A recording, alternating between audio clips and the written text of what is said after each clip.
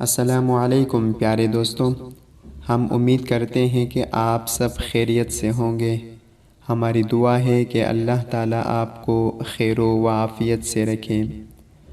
دوستوں، آج میں آپ کو حضرت محمد صلی اللہ علیہ وسلم کی دو پیاری حدیث آپ کے سامنے پیش کروں گا۔ آپ سب دوستوں سے گزارش ہے کہ اس حدیث کو اپنے دوستوں کے ساتھ ضرور شیئر کریں، ساتھ میں چینل کو بھی سبسکرائب کر لیں۔ آپ سب دوستوں کا بہت شکریہ۔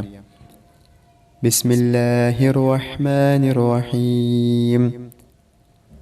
حضرت انس بن مالک رضی اللہ عنہ سے روایت ہے کہ رسول اللہ صلی اللہ علیہ وسلم نے فرمایا، جماعت کی نماز کا ثواب گھر اور بازار کی نماز سے 25 حصہ زیادہ ہے، مگر یہ اس وقت جب کہ اچھی طرح وضو کرے، پھر مسجد جائے اور صرف نماز ہی کا شوق اس کو مسجد لایا ہو تو اس کا ایک قدم ایک خطا مٹا دے گا اور دوسرا قدم درجہ بلند کرے گا، اور جب تک وہ نماز پڑھتا رہتا ہے فرشتے اس کے لیے دعا کرتے رہتے ہیں، کہتے ہیں اے اللہ اس کی بخشش فرما، اس پر رحم فرما، اور جب تک نماز کا انتظار کرے گا نماز ہی میں شمار ہوگا۔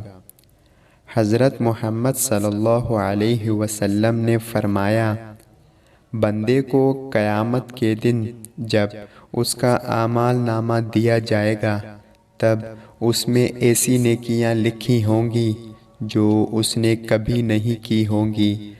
وہ پوچھے گا، یا رب یہ نیکیاں کہاں سے آئیں؟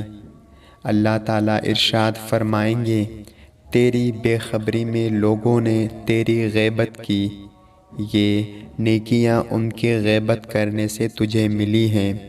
اللہ تعالیٰ ہم سب کو اس پیاری حدیث پر عمل کرنے کی توفیق عطا فرمائے۔ السلام علیکم۔